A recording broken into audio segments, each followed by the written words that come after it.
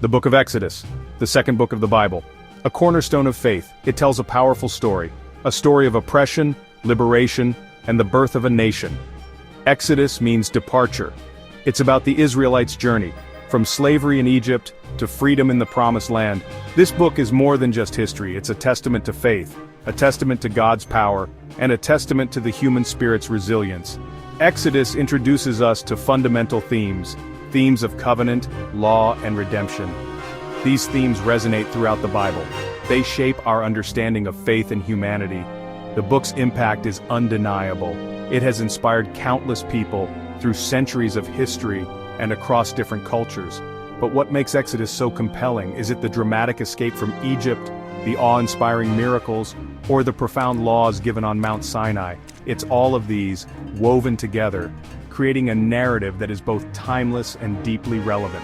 The book of Exodus isn't just an ancient story, it's a living testament to the power of faith and the enduring human search for freedom.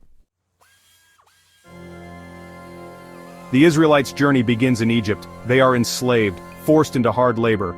Pharaoh, the ruler of Egypt, fears their growing numbers. He enacts cruel measures. He wants to suppress the Israelites, but their spirit is not broken. They cry out for deliverance. Their pleas reach God. God hears the Israelites' suffering. He remembers his covenant with Abraham. He chooses Moses, a Hebrew raised in Pharaoh's court. Moses is tasked with a mission, to lead the Israelites out of Egypt. Moses confronts Pharaoh. He demands the Israelites' release. Pharaoh refuses. His heart is hardened. This sets the stage for a dramatic confrontation. God unleashes 10 plagues upon Egypt. Each plague is a display of power. It's a message to Pharaoh, free my people. These plagues cripple Egypt. The Nile turns to blood. Locusts swarm the land. Darkness covers the sky, but Pharaoh remains defiant. He refuses to release the Israelites.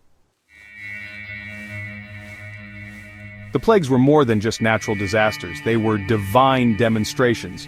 Each plague targeted a specific Egyptian god. This challenged their power.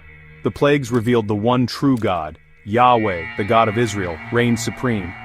The 10th and final plague was the most devastating. It was the death of the firstborn. Every firstborn son in Egypt died, from the Pharaoh's son to the lowliest household. Only the Israelites were spared. They followed Moses' instructions. They marked their doorposts with lamb's blood. This act of faith protected them. Pharaoh, heartbroken and defeated, finally relented. He allowed the Israelites to leave, but his defiance was not over. He pursued them with his army. The Israelites reached the Red Sea, trapped between the sea and the Egyptians. They cried out in fear. Moses, with unwavering faith, raised his staff. The sea parted. A dry path appeared. The Israelites walked across the seabed. The waters formed walls on either side. A miraculous escape. Pharaoh's army followed, but the sea closed in on them. The Egyptians were drowned. The Israelites were safe. Moses stands as a towering figure in Exodus. He embodies leadership, humility, and unwavering faith. Chosen by God, he initially hesitated. He doubted his abilities. But God reassured him. He promised to be with him. Moses became God's instrument. He confronted Pharaoh. He led the Israelites out of Egypt. Moses wasn't just a political leader, he was a prophet, a conduit between God and the people. He received the 10 Commandments on Mount Sinai. He relayed God's laws and teachings to the Israelites.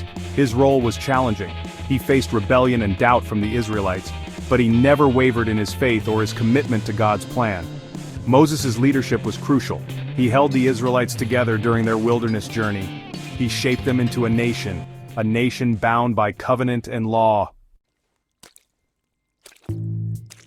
Pharaoh often appears as a heartless tyrant, an obstacle to God's plan.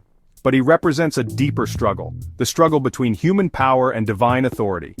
Pharaoh embodies the arrogance of power. He refuses to acknowledge God's power.